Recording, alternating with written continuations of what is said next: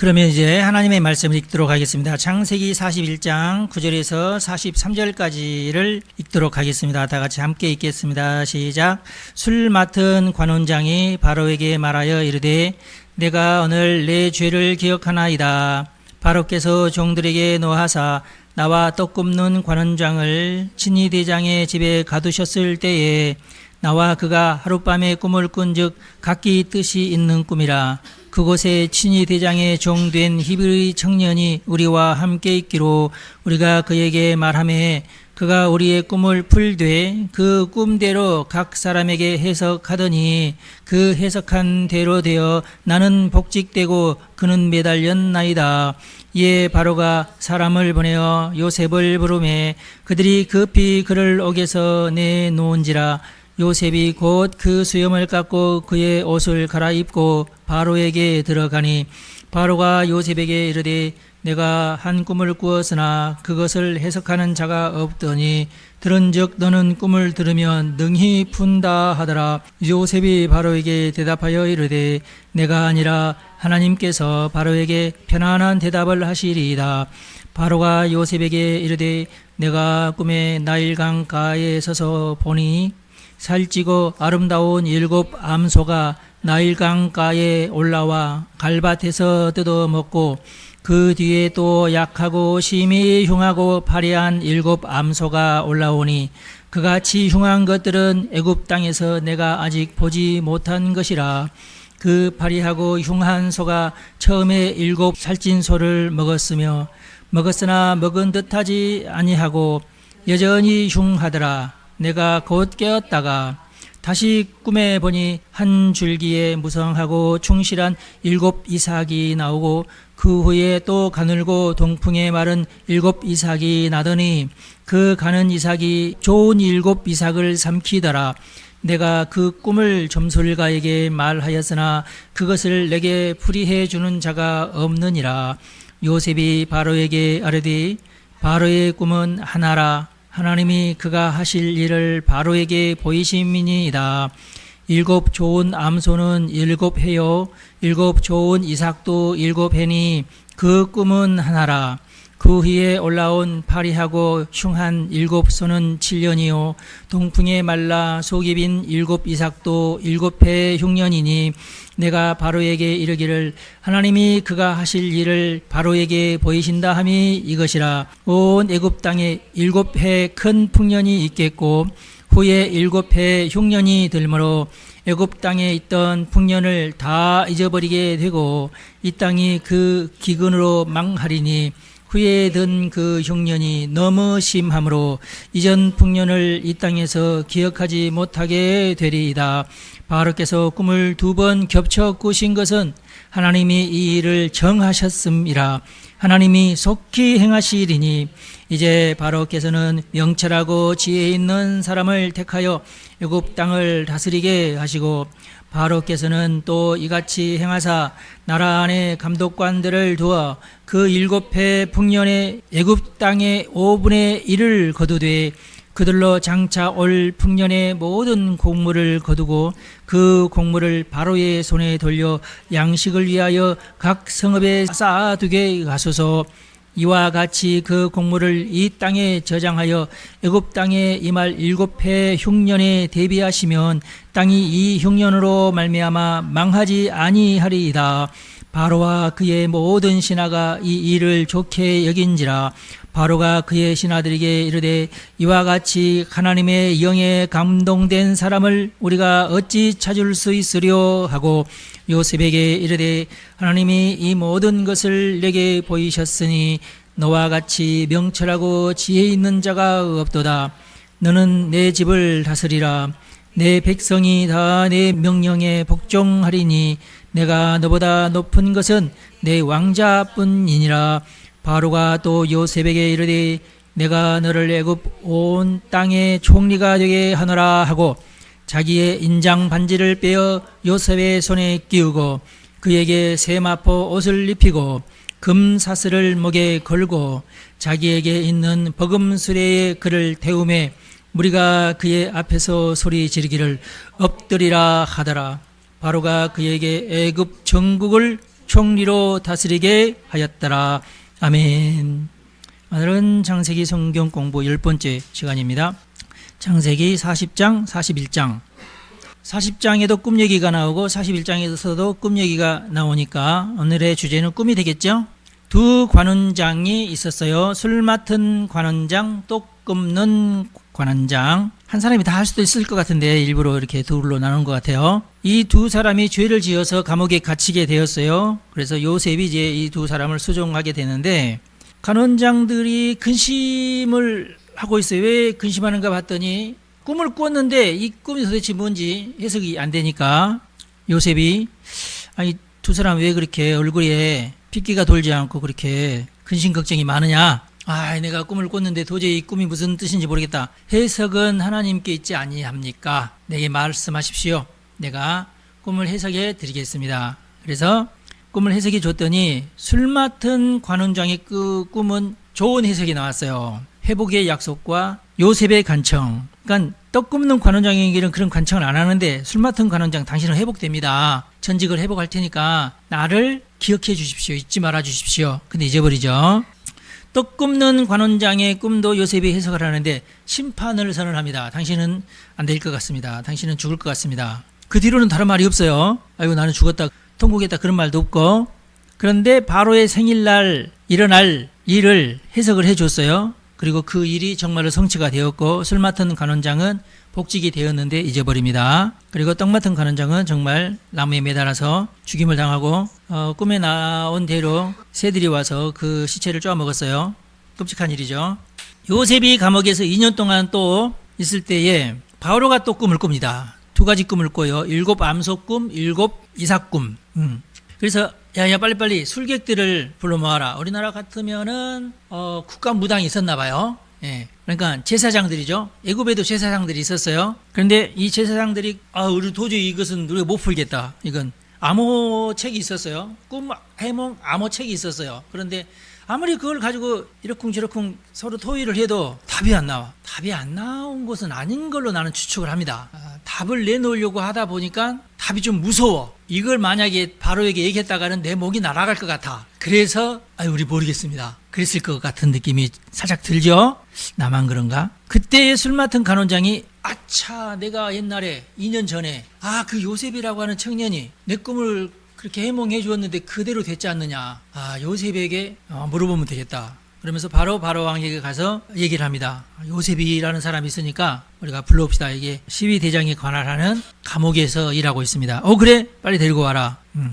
네가 꿈을 잘 푼다 하더라. 아닙니다. 내가 아니라 하나님께서 답을 주실 것입니다. 그랬어요. 요셉은 내가 잘 풀지요 이렇게 얘기하지 않았어요. 하나님께서 답을 주실 것입니다. 아셨죠? 답은 하나님께 있어요. 간단한 말이지만 굉장히 핵심적인 말이죠. 그래서 바로가 요셉에게 자신의 꿈을 진술합니다. 그래서 꿈을 해석해 줍니다. 7년 풍년, 7년 흉년, 그리고 2번 연거푸 꿨으니까 이것은 하나님이 이미 뜻을 돌이키지 않고 이것은 확정됐다. 이것은 반드시 이렇게 될 것입니다. 내년부터 그렇게 될 것입니다. 그리고 나서 바로가 요구하지도 않은 국정 행정 제안을 합니다. 이게 방금 전까지 죄수였는데 갑자기 바로 왕에게 행정 제안을 하는 사람으로 바뀌었어요. 이상하죠? 여러분 같으면 듣겠어요? 그래 하여튼 꿈풀이 그 용하다고 그래. 근데 감옥에 있대. 잠깐 면회하러 갔어. 한번 풀어보시라고. 이러이러합니다. 그래? 그것까지도 괜찮아. 근데 그러니까 앞으로 당신은 이렇게. 그럼 여러분 말 듣겠어요? 들어야 됩니까? 근데 이 행정 제안이 너무나 기가 막혔또. 그래서 바로가 세상에 이렇게 지혜로운 사람은 내가 지금까지 본 적이 없다. 그러면서 감동이 돼가지고 즉시 그에게 총리 자리를 줍니다. 그리고 자기의 인장, 옛날 사람들은 여기 그 배너 보면은 자기 가문의 인장 있잖아. 도장 겸 반지 그걸 줬어요. 그러니까 이 사람 무조건 자기가 이제 바로같이 이렇게 결정을 내릴 수 있는, 바로하고 상의도 필요 없이 바로는 오케이, 이제 나는 이제 쟤 때문에 평생토록 나는 아무 일 않고 맨날 놀기만 하면 돼. 이런 애구방 할 만하죠. 요셉만 있으면. 할렐루야. 그렇게 해서 요셉은 국가적 위기를 극복하고 애굽을 살려냈는데, 애굽만 살려낸 게 아니라 그 근동에 있는 모든 민족을 다 살려내는 중요한 역할을 감당했다. 여기까지 너무 다 아시는 이야기들이죠. 근데 저는 이제 그렇게 얘기만 하면 심심하니까 7가지를 다뤄볼 건데요. 꿈에 대한 현대 심리학적 이해를 잠깐 얘기하고 인지신경과학입니다. 이미 이런 사람들 많아요. 두 번째, 요셉의 이중인식론에 관한 얘기를 할 겁니다. 인간의 추론도 있고 신적인 계시도 있어요. 두 가지가 있어요. 요셉에게는. 이게 이제 요셉의 장점이죠. 그 다음에 세 번째로는 하나님의 그 트레이닝 코스, 보디발 감옥에서 하나님께서 어떻게 요셉을 훈련시켰는가. 네 번째는 애굽의 과학과 인프라에 대해서, 나일로미터라고 이미 당시에 애굽에는 나일강의 그 수위를 매년 이제 재면서 올해는 몇 월 달에 이만큼 하려고, 몇 월 달 이만큼, 이번에는 홍수가 나겠는데 이런 것을 예측을 해요. 이미 그런 시스템이 있었어요. 그리고 곡물 창고도 있었습니다. 왜냐하면은 올해는 아무래도 흉년이 되겠는데 이러다가, 그러면은 곡물 창고에다가 그해 모아놓은 어떤 그 창고가 있었어요. 거대한 곡물 창고가 이미, 그러니까 요셉이 제안하기 이전에 이미 그런 어떤 시스템이 있었습니다. 그 다음에 세계 종교의 꿈 해석을 비교했어요. 제가 일부러 AI에다가 물어봤어요. 인도의 브라만교 사제들은 어떻게 해석할 거냐, 우리나라 무당들은 어떻게 해석할 거냐, 이렇게 해서 쭉 비교를 해봤어요. 재밌어요. 그래서 그 다음에 어떻게 보면 요셉이 꿈을 해석하면서 예언까지 했잖아요. 그래서 꿈을 통한 예언, 수신자 중심 커뮤니케이션에 대한 얘기를 제가 하겠습니다. 성경적 계시의 위대함에 대한 것을 결론적으로 말하겠습니다. 바쁘다 오늘. 심리학자들의 현대적으로 지금도 심리학자들이 꿈을 해석을 하면서, 물론 이제 대부분 가설인데 이런 이론을 내놨어요. 연속성 가설. 꿈은 각성시에 깨어있을 때의 그 관심이나 깨어있을 때의 걱정이나 어떤 여러 가지 인간관계 이런 것들이 꿈에 연속적으로 그것을 이제 반영을 해서 꿈이 꾸어진다. 근데 이런 정도의 예측은 나도 하겠다. 그죠? 위협 시뮬레이션 가설도 있습니다. 꿈은 생존 위협에 대한 뇌의 리허설 시스템이다. 그러니까 자기의 직업과 관련이 있거나 자기의 어떤 일정과 관련이 있어서 오늘 나는 어디를 여행 갈 건데, 그러면은 내일 그렇게 가려고 하는데 오늘 저녁에 왠지 모르게 여행 가는 중에 무슨 사고가 날 것 같다는 어떤 느낌이 들면은 꿈속에 그런 꿈을 꾼다는 거예요. 근데 이것도 너무 이상하죠? 근데 여러분, 학문적으로 더 이상 어떻게 할 수 있는 방법은 없죠. 기억을 공고화하는 것이다. 이것은 렘 수면과 관련된 것이죠.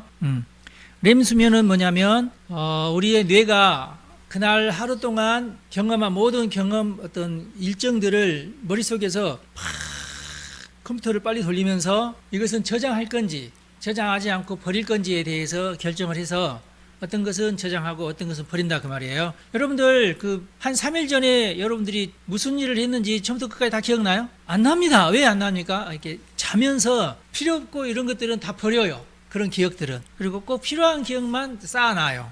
쌓아놓는데도 여러분들이 상상할 수 없는 방법으로 이것을 쌓아놓습니다. 그러니까 이걸 또 찾아내려면 또 힘들어요. 이미 머릿속에 쌓아져 있어도 이것을 다시 그것을 끄집어내는데도 굉장히 많은 어떤 단계가 필요하다.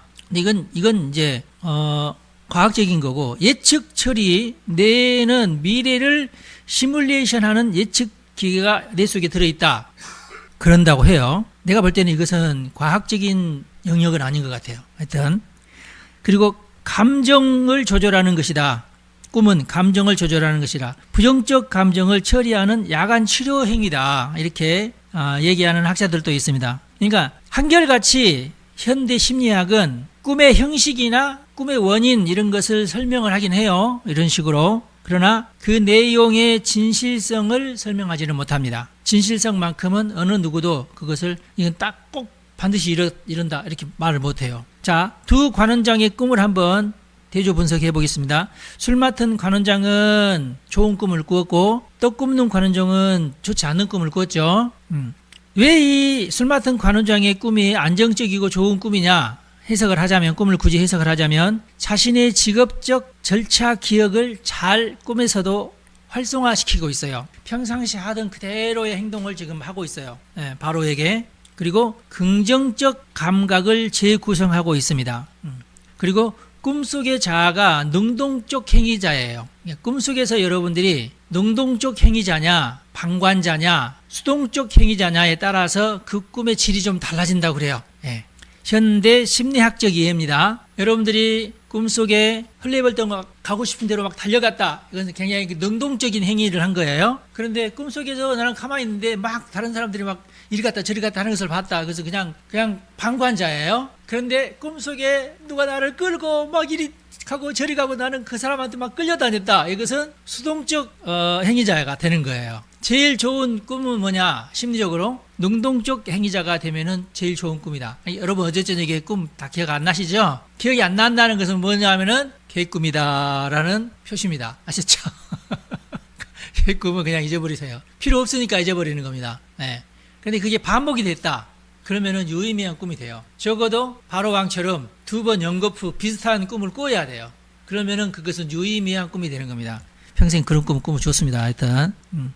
그 다음에 통제감을 유지하죠. 자기가 바로에게 그대로 술잔을 가지고 바로왕에게 왕이시여 안전한 포도주 잔입니다 하고 편안한 마음으로 바로에게 줬어요. 그 말은 무슨 말이겠어요? 자기가 독살할 의도가 없었다. 나는 여기 억울하게 갇혔다. 그런 뜻이거든요. 예.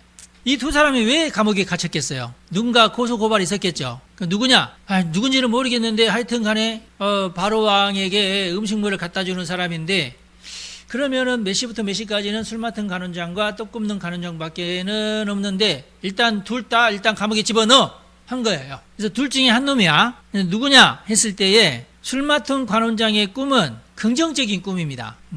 그래서 요셉도 긍정적인 해석을 해줘요. 술 맡은 관원장한테는. 근데 떡 굽는 관원장은 완전히 통제감을 상실한 어떤 꿈을 꾸죠. 그리고 새들이 와서 바로가 먹어야 될 떡을 쪼만 먹잖아요. 그럼 이건 아닌 거야. 이건 바로가 먹어야 될 떡을 새들이 먹어버렸으니까 굉장히 부정적인 꿈이죠. 자기 효능감 붕괴. 꿈의 행위성도 최저입니다. 그러니까 자기는 능동적이지 않아요. 여기서 자기가 하는 일이 아무것도 없어요. 자기는 가만히 있고 자기 위에 쟁반 위에 떡이 세 쟁반이나 있어요. 예. 그런데 자기가 원치 않는데 막 새들이 와서 먹어버렸어요. 그러니까 이건 자기의 주도권 하나도 없는 거죠. 그러니까 이런 데서 이제 이것은 물론 이제 현대 심리학적인 이해예요. 근데 왜 제가 이것을 여러분들에게 이제 소개를 해주냐면 요셉은 지혜로운 사람입니다. 꿈을 듣고도 이것은 긍정적인 꿈이다. 이것은 부정적인 꿈이다. 금방 드러나요. 그쵸? 여러분 그런 감각 있어요? 남자보다 여자들이 많아요. 자, 바로의 꿈도 한번 해석을 해보십시다. 예측 처리 이론이라고 그래요. 속꿈. 속꿈은 통치 경험으로 축적된 경제 위기 패턴의 압축 표상이다. 이렇게 해석할 수 있다고 그래요. 이삭꿈은 동일한 불안을 다른 감각 경로로 재처리했다. 이렇게 해석할 수 있고 같은 밤에 반복된 꿈이죠. 이것은 하나의 렘 수면으로 해소하지 못할 정도의 강도 높은 불안을 의미한다. 그래서 결국은 바로가 마음의 범민이 생겼죠. 야, 이거 어떡하냐. 이거 뭔가 이상한 꿈인데, 위험한 꿈인데, 야, 빨리빨리 꿈풀이 하는 사람들 빨리 다 모아라. 했는데도 이것을 해결을 못하니까 계속 더 불안해지죠. 더 불안해지니까 이제 술 맡은 간원장이 내가 옛날 이러이러한 일이 있었습니다. 해서 이제 이것을 그 말을 듣고 야 그럼 빨리 그 사람 불러와라 해가지고 불러와서 해결을 보죠. 그런데 이렇게 심리학자들 당시에 바로왕의 옆에 있던 자들 꿈풀이 하는데 전문가들은 결코 풀지 못하는 것을 요셉은 풉니다. 여러분들이 요셉이 푸는 것을 들었기 때문에 난 저 정도는 나도 풀겠다 여러분 그럴지 몰라요. 그쵸? 일단 풀어놓으면은 뭐 그렇겠다 하죠. 그런데 제가 그래서 일부러 여러 층위를 AI한테 물어보면서 이걸 한번 풀어봐라 했더니 이 사람들은 이렇게밖에 풀 수 없다 이렇게 얘기하는데 어떤 누구도 요셉처럼 풀지를 못해요. 희한하죠? 예. 시스템이 그렇답니다. 애굽의 그 제사장들은 왜 못 풀어요? 애굽 제사장들은 뭘 가지고 있었냐면은 꿈풀이 백과사전을 가지고 있었대요. 애굽 제사장들은 수천 년 전부터. 그래서 뭐 예를 들어서 꿈에 소가 나타났다. 살찐소가 살찐소는 무슨 의미가 있다. 파리한 소가 나타났다. 파리한 소는 무슨 의미가 있다. 그런 거. 이삭은 무슨 의미가 있다. 이런 어떤 그 백과사전이 있었대요. 애굽에. 지금도 아마 그게 뭐 박물관에 전시가 돼 있나 봐요. 꿈풀이 백과사전이 있었어요. 그런데 이 사람들이 어디서 막혔냐 하면 살찐소 다음에 곧바로 파리한 소가 나왔잖아요. 여기에서 막히는 거예요. 그리고 파리한 소가 살찐 소를 잡아먹었죠. 힘으로 따진다면 살찐 소가 힘세요, 파리한 소가 힘세요? 살찐 소가 힘세잖아. 그럼 잡아먹더라도 살찐 소가 잡아먹어야 되는데, 깡마른 소가 살찐 소를 잡아먹었는데 여전히 깡말라. 그럼 여기서 백과사전에 아무리 뒤져봐도 거기에 대한 답은 없어. 도대체 왜 이러지? 깡마른 소가 살찐 소를 잡아먹었으면 지가 이제 결국은 자기도 배불러야 될 거 아니야. 이게 정상인데 살찐 소를 잡아먹은 깡마른 소가 여전히 깡마르다라는 거야. 그래서 수근수근, 야, 큰일 났는데 어떡하면 좋지? 이거 바로왕에게 이거 어떻게 해석을 하지? 그럼 우리나라가 이제 망한다는 표시인데 이거 어떡하지? 야, 우리 그냥 모른다고 하자. 이렇게 된 거예요. 이게 우리가 살려면 모른다고 해야 된다. 섣불리 뭐라고 얘기하다가 우리는 저놈들 당장 가서 목 쳐라 이렇게 하면 우리는 끝난다. 이렇게 해서 이렇게 된 겁니다. 심리학에서도 설명을 할 수 있는 게 뭐냐면, 왜 직업적 이미지가 등장하는가? 여기서 직업적 이미지는 술 맡은 간호장에게는 이제 포도주가 나오고, 떡 굽는 간호장에게는 떡 쟁반이 나오고, 이런 뜻이라는 뜻이에요. 왜 반복되는가? 요것은 이제 자기들도 설명을 할 수 있어요. 이러이러하기 때문에 그렇다. 왜 불안 감정이 동반되는가? 이것도 현대 심리학에서는 다 이해를 하고 설명도 해요. 그리고 꿈의 심리적 기능에 대해서도 다 설명을 합니다. 그런데 이들이 심리학자들이나 이런 어떤 꿈풀이 하는 사람이 절대로 할 수 없는 것이 뭐냐? 거기에 이제 왜 3일인지 왜 7년인가 이것을 구분을 못해요. 그리고 왜 이 꿈이 두 개인데 원래는 이게 한 가지 뜻이냐, 이것을 또 해석을 못해요. 왜 송아지가 나오고 왜 이삭이 나오는지를 설명을 못해요. 근데 요셉은 간단하게 설명을 하죠. 그것은 확정적이다는 뜻이다. 이미 하나님께서 뜻을 정했다는 뜻이다. 이해가 되시죠? 근데 이 요셉은 어떻게 이것을 알았을까요? 성경에 다 있는데. 요셉이 옛날에 꿈을 꿨는데 형들과 자기가 추수를 하는데 볕단이 자기 것은 꼿꼿이 서 있고 형들의 단은 자기가 만들어 놓은 단을 향하여서 고개를 숙이더라. 첫 번째 꿈이죠. 두 번째 꿈은 뭐예요? 해와 달과 열한 별이 나에게 절하더라. 이게 두 번째 꿈이에요. 그러면은 이것도 비슷한 내용이죠. 비슷한 내용인데 겹쳐꿨죠. 그럼 뭘 의미해요? 확정적이다. 하나님의 계획이다 뜻이에요. 그러니까 요셉은 그날 바로 하나님께서 야 이렇게 해라 하고 한 게 아니라 이미 자기의 경험상 이렇게 하는 것은 확정적인 거구나. 이해가 되시죠? 네. 그리고 요셉이 했던 것이 뭐예요? 분명하게 이게 역사적으로 성취되었죠. 이게 중요해요. 다시 말해서 수평적 추론, 그러니까 다른 사람들도 다 할 수 있는 것과 거기다가 수직적 계시, 하나님께서 주시는 계시와 만날 때 올바른 꿈 해석이 된다. 수평적 추론도 필요하다.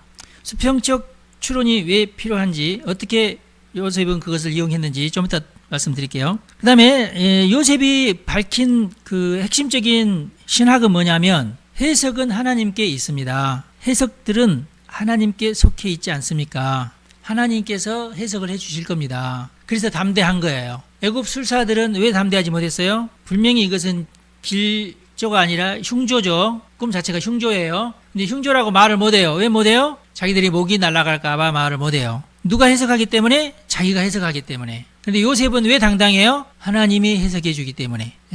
하나님이 해석이라고 자신은 믿고 있기 때문에, 하나님이 내 편인 것을 믿고 있기 때문에 당당한 거예요. 그래서 떡 굽는 간원장에게도 절대로 요셉은 자비를 보여주지 않습니다. 위로하지 않습니다. 술 맡은 간원장에게는 당신은 복직됩니다. 복직되거들랑 나를 잊지 마시오. 근데 이 사람이 범인이네. 당신은 목에 나무에 매달리고 새들이 당신의 머리를 쪼아먹을 것입니다. 분명하게 이건 꿈을 풀어준다고 했지만 너무 심한 꿈 해몽 아니에요? 여러분 같으면 할 수 있겠어요? 근데 그렇게 해라 그 말이에요. 예절상 당신이 범인이군요 이 말은 안 한 거야. 예절상. 근데 당신은 3일 후에 사형당할 것이고 새들이 당신의 시체를 쪼아먹을 것입니다. 이렇게 위로의 말도 안 하고, 범인한테 그런 말 하면 안 되죠, 그죠? 근데 어떻게 요셉은 그가 범인이라고 확신을 했을까요? 자, 여기에 대한 비밀이 다음에 나옵니다. 그래서 하나님의 지혜로 해석을 하는 자들은 담대하고 그리고 용감해야 됩니다. 절대 타협하지 말고 분명하게 자신이 능력자가 아니라 자신은 하나님의 대리인으로서 사람들에게 꿈을 해석해 줘야 됩니다. 이것은 내게 있지 아니하고 하나님이 바로에게 평안한 대답을 하실 것입니다. 자, 이런 결과가 나오는 데에는 하나님의 경영자 수업이 있었습니다. 세 번째 주제, 보디발의 집에서 사설 경영 전문대가 가동되었어요. 보디발이 누구예요? 애굽 왕의 친위 대장이 보디발입니다. 친위 대장의 핵심 임무가 뭐예요? 친위, 바로 측근에서 바로 왕의 생명을 지키는 사람입니다. 친위대, 군대가 아니라 친위대라고 하는 것은 왕의 바로 옆에서 왕의 목숨을 지키는 자입니다. 그렇죠? 그리고 보디발의 집에는 뭐가 있어요? 감옥이 있어요. 그러면 친위대장이 누구를 감옥에 가두겠어요? 잡범? 술주정뱅이? 도둑놈? 아닙니다. 왕 암살자, 왕을 암살할 가능성이 조금이라도 보이면 무조건 갖다가 가둬요. 그게 친위대장의 임무예요.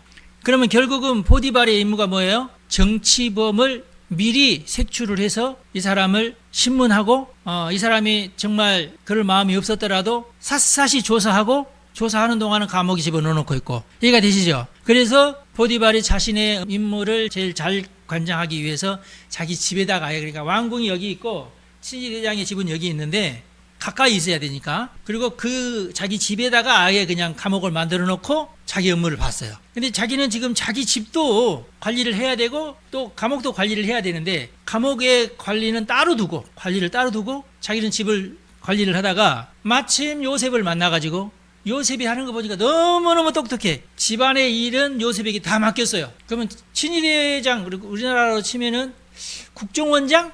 당시에 국정원장이면은 권력의 2등 서열쯤 되지 않을까? 총리 다음인가? 총리는 총리고 친위대는 또 친위대잖아. 총리는 행정이고 친위대는 어떻게 보면은 왕의 목숨을 지키는 자이니까, 어떻게 보면은 애굽 왕의 입장에서 볼 때는 친위대장이 제일 신임이 있는 사람만 친위대장이 될 수 있겠죠. 그러면은 이 가문이 엄청난 가문이죠. 이 가문에서 오고가는 여보시게 이번에 왕에게 내일 당신 왕 만나러 가니까 하면서 전국에 있는 수많은 가문들이 들락날락 하면서 요셉의 집에다가 막 그 뇌물도 바치고 그렇게 했겠죠. 그런데 그 모든 가정의 일을 친위대장이 도저히 안 되겠다. 야, 요셉 네가 이거 맡아라 하니까 요셉이 잘 운영을 해서 갑자기 이 친위대장의 집이 막 2배, 3배, 4배, 5배 막 이런 식으로 커졌어요. 재산이 막 불고. 왜 그랬을까요? 많은 사람이 친위대장 집으로 왔다 갔다 하니까 그 많은 사람들과 이제 접촉을 하게 되고, 보디발이 이 사람에게 정권을 위임했다는 것을 아니까 요셉에게 잘 보이기 위해서 요셉에게 각종 좋은 정보를 다 갖다 물어다 줍니다. 그러면서 경제에 대한 얘기, 또 어떤 산업에 대한 얘기, 무역에 대한 이야기, 그리고 나일강에 대한 이야기, 올해는 수위가 몇 도까지 올라갔다, 올해는 아무래도 흉년이 될란가 보다, 이런 것을 다 관장을 하게 되고, 그러다 보니까 이 요셉 입장에서는 그러면 우리 주인의 밭이 어디 저기 우리 주인의 밭인데 올해는 그러면 내가 이것을 이렇게 해야 되겠다. 왜냐하면 올해는 가뭄이니까 이렇게 해야지. 올해는 풍년이니까 이렇게 해야지 하고 다 계획을 짰겠죠. 요셉은 또 성실하니까 자기가 부자 되기 위해서가 아니라 내 주인이 더 부자가 되게끔. 근데 내가 볼 때는 요셉은 일을 즐긴 사람 같아요. 일을 즐긴 사람. 자기 재물은 아닌데 그냥 그 재물이 불어나는 재미에 사는 거야. 어차피 나는 이래도 노예 저래도 노예잖아. 어차피 내 소유는 없어. 내 소유는 없으니까 뭐 내 것도 아닌데 그러는 게 아니라, 그가 그렇게 가정 총무까지 올라왔던 이유가 뭐겠어요? 성실했어요. 그쵸? 어디든지 가서는 여러분 성실하시기 바랍니다. 그게 제일 좋아. 그러면서 그 사람의 어떤 그 지위가 높아지고 그 사람의 중요성이 높아지는 것은 성실할 때 그게 가능해지는 거예요. 뭐 내가 이렇게 해봤자 뭐 나만 고생이지 뭐 이럴 바에 난 놀지, 이러는 사람은 하나님 사람이 아니다. 어떻든지 일이 일답게 진행이 되고 성공하도록 진행이 되고 더 많은 어떤 산업이 왔다 갔다 하게끔 되고, 그러면 자기가 뭘 가지고 나의 소유는 아니지만은 통제감이 내게 있는 거죠. 다스리는 어떤 재미? 그렇게 해서 내가 올해는 얼마를 벌었는데 이번에는 이렇게 해서 돈을 더 벌어야 되겠다. 이런 어떤 성취감이 내게 있는 거죠. 그게 이제 신학자들이 얘기하는 사설 경영 전문대를 보디발의 집에서 수업했다, 그런 뜻입니다. 그렇게 해서 그 집의 모든 것을 주관하게 되었더라. 그래서 애굽의 행정이나 세무나 회계나, 왜냐하면 세금 내야 될 거 아니야, 자기도 계산해가지고 회계, 물류, 인사관리, 실무 전반을 애굽 보디발의 집을 경영하면서 익혔다. 그리고 나일강 범람 주기와 농업경제 연동 시스템을 익혔을 것이다. 이건 이제 추측이죠. 그러니까 그 보디발도 자기 땅이 있었을 것이고 나일강 옆에 자기 보디발 소유의 땅이 있었을 거 아니에요. 그런 것을 관리했다, 그 말이죠. 궁정 권력의 역할과 고위 관료의 의사결정 방식이 어떻게 돌아가는구나 이것을 또 익혔을 것이다. 왜냐하면 친위대와 연관이 있는 친위대장과 연관이 있고 인맥이 있는 사람들이 계속 친위대장 집을 들락날락 했을 것이기 때문에 그들과의 관계를 잘 알고 있었을 것이다. 그 다음에 나중에는 어떻게 돼요? 보디발이 아내에게 그 모함을 받아가지고 어쩔 수 없이 감옥으로 쫓겨 들어가게 되는데 감옥에서도 인정을 받아가지고 감옥의 재반 업무를 또 다 익힙니다. 감옥 행정을 다 익히고 간수장이 아예 자기는 집에 가서 놀고 간수장의 역할을 요셉이 다 맡도록 했어요. 그러면 요셉은 누구를 이제 상대를 하게 됐어요? 그 나라의 제일 똑똑하면서 사기 기질이 농후한 자들만 따로 모아가지고 관리를 합니다. 괜히 멍청이만 감옥 가는 거 아니죠. 이해가 되세요? 사기꾼이 다 머리가 멍청한 거 아니야. 사기꾼은 다 영리해요. 그리고 누군가를 암살하고 내가 그 자리를 차지하려면은 야망도 있고 머리도 좋아야 돼요. 그래서 보디발의 감옥에는 누구만 들어와 있느냐? 사기꾼, 머리 좋은 놈들, 똑똑한 놈들, 눈이 바짝바짝 빛나는 놈들이 그 속에 많다 이거예요. 계속 들락날락 하면서 자기들끼리 또 사기꾼들끼리 또 이제 통하는 게 있어요. 그래서 무슨 말을 하면은 요셉은 옆에서 들어. 아, 이번에 무슨 일이 있구나. 아, 이런 일이 있구나. 그래서 거기서 이제 드라마들이 많이 나올 것 같아요. 그래서 요셉은 그걸 들으면서 아, 이렇구나 저렇구나. 그래서 이미 술 간원장, 떡 굽는 간원장이 딱 들어올 때, 소문이 듣자니 저놈이 저랬다지. 이래, 그럼 저놈이, 떡 만드는 놈 저놈이 잘못했구만. 이미 알고 있어. 요셉은. 이건 내 짐작입니다. 이미 알고 있는 거야. 그리고 사람이 몇 마디 나눠보면 알잖아. 아, 이 사람은 정직하구나. 아, 이 사람은 얘기 조금 이상하구나. 거짓말도 잘하고 농후한 놈이다. 이미 알고 있어요. 예. 거기다가 하나님의 지혜까지 있습니다. 예. 우리는 그것을 정치대학원이라. 여기서는 MBA고 여기 이제 감옥에서는 정치대학원. 누가 이런 말을 해놨는데 참 신학자들 재밌어요. 하여튼 조금 더 높은. 그 전에는 이제 경제나 이제 집안일이나 이런 어떤 상업이나 농업이나 이런 것을 관장을 했고, 이제 정치대학원에서는 이제 그 정치에 관련된 고급 관리들을 정보전, 누가 어떤 말을 가지고 있는가, 누가 어떤 생각을 가지고 있는가, 누가 누구랑 지금 대치하고 있는가, 이런 것들을 이제 이 감옥 생활을 하면서 익혔다 그 말이에요. 그러다 보니까 어떻게 돼요? 예, 이 총리가 사법부 그리고 행정부에 관련된 모든 내용을 이 보디발의 집에서 다 이수를 하게 됩니다. A 학점을 받았을 것 같아요. 예. 국가 사법 행정 메커니즘의 실상을 파악하고 궁정의 파벌과 정세와 음모, 사건에 대한 내막 정보까지 알게 되고 관원장들과의 죄 내막을 파악해서 그 운명을 이미 추론하고 있었다. 이게 이제 2년의 추가 감옥 생활이 결코 하나님의 낭비가 아니라 하나님의 섭리셨다 하는 겁니다. 여러분의 고난이 하나님의 섭리인 것을 믿으시기 바랍니다. 어디를 가서든지 여러분들이 승리할 수 있을 거예요. 그러면 고난의 경로, 훈련의 경로, 고난의 경로가 곧 훈련의 경로이고, 여기에 대한 전체 지도, 가나안에서는 목자 활동을 했고 인간 갈등, 가족관계의 원초적 경험을 했습니다. 아, 내가 이런 말 하니까 형들이 나를 싫어하는구나. 그래서 내가 결국 팔렸구나. 노예 생활을 하면서 이스마엘 상인들과 같이 지내죠. 그때 이미 국제무역에 대해서 익힙니다. 너무 심한가요?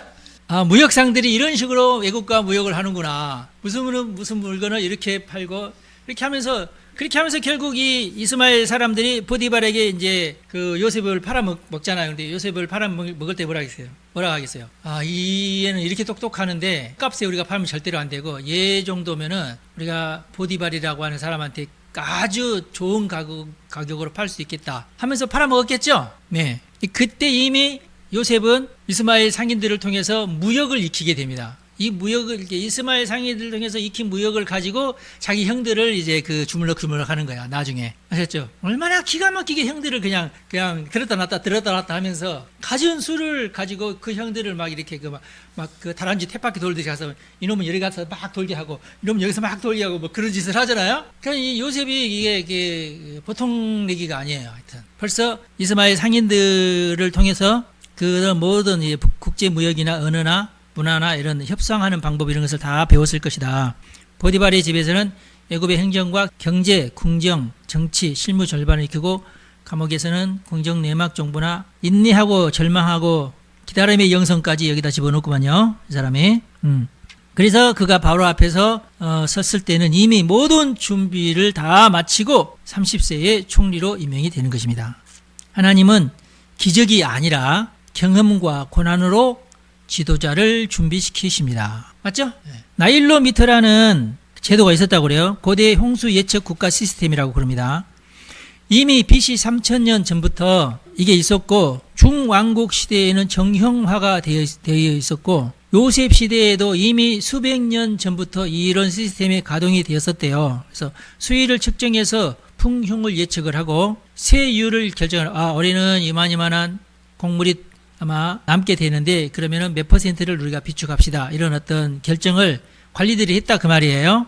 그 사실을 요셉이 알고 이걸 제안을 한 겁니다. 이런 시스템이 있다는 것을 알고. 근데 이런 어떤 나일로미터에 관련된 것들은 당시에 국 핵심 기밀 인프라였대요. 아무나 이걸 아는 게 아니라 정확하게 문서에는 12큐빗 이하는 기근 위기가 있다는 의미고 16에서 18큐빗은 이상적인 풍년, 19큐빗 이상일 경우에는 파괴적 홍수가 일어난다는 어떤 그런 문서들이 발견이 되었어요. 그래서 이 나일로미터를 통해서 세금이나 뭐 얼마나 비축할 것인지 어떻게 분배할 것인지 또는 어떻게 위기가 닥칠 텐데 어떻게 이것을 관리할 것인지에 대한 어떤 그 시스템이 이미 애굽에는 그런 시스템이 있었다. 그래서 보디발의 집에서 요셉이 이런 경제에 관한 전체 실무를 익혔을 것이다. 그래서 바로왕 앞에 섰을 때에 해석을 해준 다음에 바로 이러면은 이러해야 됩니다라는 정책 제안을 바로 할 수 있었다. 그런 뜻이에요. 기존의 애굽 시스템은 정부 곡물 창고를 전국에 배치를 해두고 있었다고 합니다. 그래서 그 해에 비축할 수 있는 어차피 많이 비축해봤자 소용이 없으니까 올해는 이 정도는 비축해야 된다는 것을 이렇게 정하고 올해는 얼마큼 내세요 하고 이렇게 하달을 하면은 몇 마지기마다 얼마씩 내야 됩니다 하는 그런 어떤 시스템이 있었다고 그래요. 그런데 요셉의 혁신이 뭐냐면은 7년 연속 초장기 대기근이 올 것인데 그러면은 전례 없는 위기라는 뜻이에요. 그래서 이때에는 우리가 5분의 1을 비축해야 된다. 이미 전문가들이 이제 그러면은 얼마 해야 됩니다. 그런데 이미 지금 요셉은 그걸 알고 있었어. 배워가지고. 괜히 그냥 20%가 아니에요. 그러니까. 더 많이 비축해도 또 안 되고. 그만큼 더 많은 비용이 들어가겠죠. 장기 거시 경제 계획을 세워 놓았습니다. 계시를 받자마자, 7년 동안 풍년, 7년 동안 흉년이구나. 그러면 7년을 견뎌야 되는데 그러면은 20%를 모아야 된다. 이게 딱 계산이 됐다는 머리에. 그리고 뭐까지 이미 계획을 했냐면 주변국에 수출할 것까지 다 계획을 해놨다. 그러면서 어떻게 해야 이 나라의 국부를 더 창출할 것이냐. 얘는 그러니까 이런 것 때문에 사는 거야. 이런 재미에. 지 돈이 막 이렇게 불어나는 게 아니라 나라 돈이 막 불어나는데 꽂혀 있는 애입니다. 하여튼. 그래서 새 시스템 창조한 게 아니에요. 문서를 보면은, 애굽 나라의 문서를 보면은 기존 인프라를 7년 위기 모드로 변경한 겁니다. 이건 제가 괜히 한번 해본 얘기인데 바로의 꿈을 5개의 세계관을 예를 들니까 애굽 술사들이 그리고 인도의 브라만이 한국의 무당이 현대의 코치가 그것을 만약에 바로의 꿈을 해석을 하면 어떻게 해석할 거냐 쭉 해놨는데 별로 재미가 없더라고요.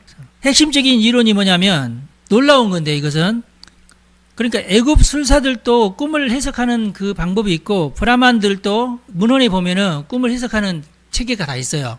한국 무당은 이제 지 멋대로지만 현대 코치도 마찬가지예요. 코칭 알죠? 코칭. 우리나라에도 코칭 기술이 도입되어 있고 지금 전 세계적으로 코칭 기술이 제일 유명한 나라가 미국입니다. 코칭 전문가가 많아요. 근데 코칭 전문가들의 그 코칭 기법이라는 게 있어요. 코칭 전문가들은 절대 답을 안 줘요. 답을 줬다가는 어떻게 돼요? 나중에 당신이 하라는 대로 했는데 내가 망했거든. 그러면서 법원에 고소를 하면은 코칭 하다가 다 거지가 돼버려. 그러니까 코칭 전문가들은 절대 답을 안 줍니다. 그럼 어떻게 하느냐? 답을 코치 받는 사람 입에서 나오게끔 질문을 해요. 코칭 전문가들은 질문만 해요. 그래서 우리 회사 이번에 이런 계획을 가지고 있는데 어떻게 했으면 좋겠습니까? 코칭 전문가한테 물어봐요. 그러면은 그 업무에 그 산업에 특화된 코칭 전문가가 그 사장님을 만나서 코칭을 해주는데 기가 막힌 어떤 달변과 어떤 지식을 가지고 그 사람을 코칭을 하는 거예요. 당신은 이럴 때 어떻게 하겠습니까? 자, 1번, 2번, 3번 고르십시오. 그러면 사장님이 나는 그럼 이게 좋다. 맞습니다. 당신이 잘 골랐어요. 이것을 고르면은 이거 좋습니다. 이미 답은 지가 냈어. 근데 칭찬은 코칭 전문가가 해줘. 그러고 나서 그러면 이 다음 단계는 뭘 했으면 좋겠습니까? 한번 또 1번, 2번, 3번, 4번 딱 제시를 해줘요.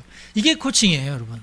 꿈 해석도 이런 식으로 한다면은 얼마나 웃긴 꿈 해석이 되겠어요? 오직, 그러니까 여러분들이 그냥 성경을 읽을 때, 요셉이 그랬나 보다. 절대로 그게 아니고요. 이렇게 성경처럼, 요셉처럼 이렇게 그 성경에 나오는 예언자처럼 꿈을 해석하거나 예언을 하는 예는 세상에 없습니다. 여러분, 성경은요, 독보적인 책이에요.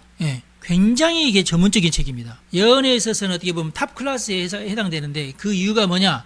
해석이 하나님에게 있다는 거예요. 할렐루야. 인간의 해석은 중요하지 않아요. 하나님의 해석이 중요하지. 그 다음에 마지막으로 중요한 게 뭐냐면, 그러면 성경에는 뭐가 있냐? 거짓 예언자가 있고 참된 예언자가 있어요. 성경에도. 똑같이 나도 하나님에게 계시를 받았다 하는데 그렇게 주장하는 사람 중에도 두 가지로 나뉜다.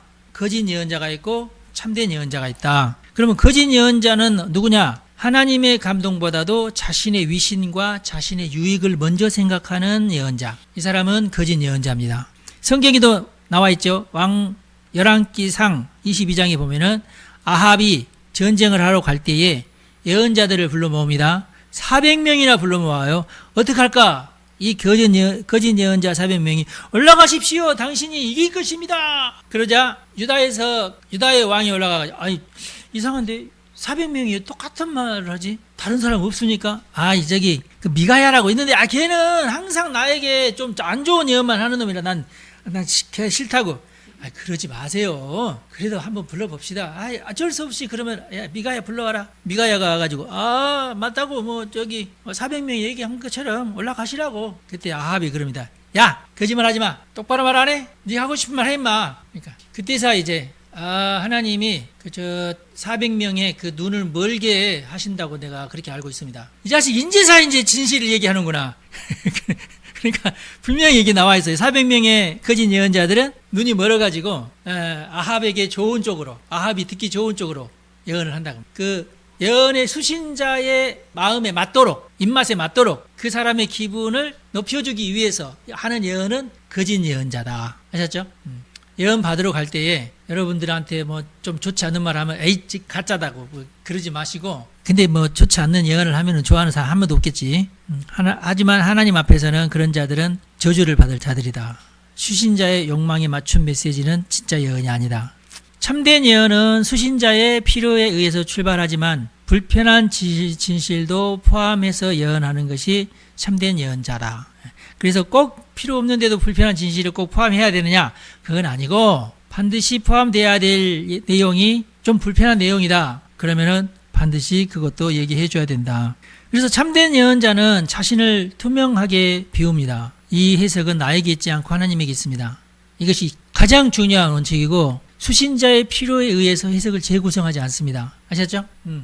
하나님 나한테 제발 좋은 얘기만 해주세요. 아닙니다. 그게 중요하지 않아요. 서로 망하는 길입니다. 불편한 진실이라도 꼭 포함해야 할 것이면 포함을 해라. 요셉도 보세요. 하나의 어떤 아량도 없어요. 당신은 죽을 것입니다. 새들이 당신의 머리를 쪼아먹을 것입니다. 그리고 말도 안 섞어. 나중에 나 원망하지 마세요. 이런 말도 안 해. 매몰차게 뒤돌아서서 가버려요. 그 다음에 바로 왕에게는 해석 후에 행동 방안까지 설계를 해줍니다. 성경적 계시의 위대함, 성경은 항상 이렇습니다. 선형 역사관, 이 선형 역사관과 다른 게 뭐예요? 반복 역사관입니다. 그게 어디에요? 인도 브라만. 세상은 돌고 돈다. 봄, 여름, 가을, 겨울, 봄, 여름, 가을, 겨울, 봄, 여름, 가을, 겨울. 그래서 잘 되고 망하고 잘 되고 망하고 잘 되고 망하고 이게 계속 빙글빙글 도는 거예요. 선형 역사관이 아니라 이것은 이게 순환, 윤회 역사관. 아셨죠? 윤회 역사관에 빠지면 안 돼요. 선형 역사관입니다. 우리는 항상 계속 발전해 나가면서 계속해서 하나님의 나라까지로 올라가는 것이 선형 역사관이에요. 역사는 절대 반복되는 게 아니에요. 하나님의 목적을 향해 나아가고 있습니다. 그 다음에 성경적 계시는 확정성이 있어요. 하나님이 정하시면 확정성인 겁니다. 두 번 꿈을 꿨으면 확정적인 거예요. 그러므로 너희들은 반복 역사관이면은 행동하지 말고 제사를 드려라. 모두 다 그렇죠? 그런데 성경에서는 뭐라고 그래요? 그러므로 너는 이렇게 행동해라 해요. 수신자의 확장입니다. 바로 개인을 향한 예언 같지만 그게 결국에는 이스라엘 민족을 향한 예언이기도 하고 온 세계를 구원하는 예언이기도 해요. 요셉의 예언은 바로를 만족하기 위한 예언이 아니라 애굽 전체의 민족을 굶주림에서 건지는 예언이었고, 뿐만 아니라 가나안 땅에 살고 있는 이스라엘 민족을 구원하는 예언이었고, 이스라엘 민족뿐만 아니라 그 근동에 있는 모든 나라의 민족을 구원하는 예언이었습니다. 그렇죠? 하나님의 계시는 공포와 숙명론이 아니라 미래를 알고 이성과 성실함으로 세상을 경영하는 청지기 사명을 일깨우는 계시다. 우리 기독교는 바로 그런 문화적인 책임이 있다고 우리가 생각할 수 있습니다. 기도할까요? 그러면은 하나님 아버지 감사합니다. 오늘은 우리가 요셉의 꿈풀이를 통하여서 하나님께서 우리를 위하여 어떤 계시를 말씀하시는지 깨닫게 하시니 감사합니다.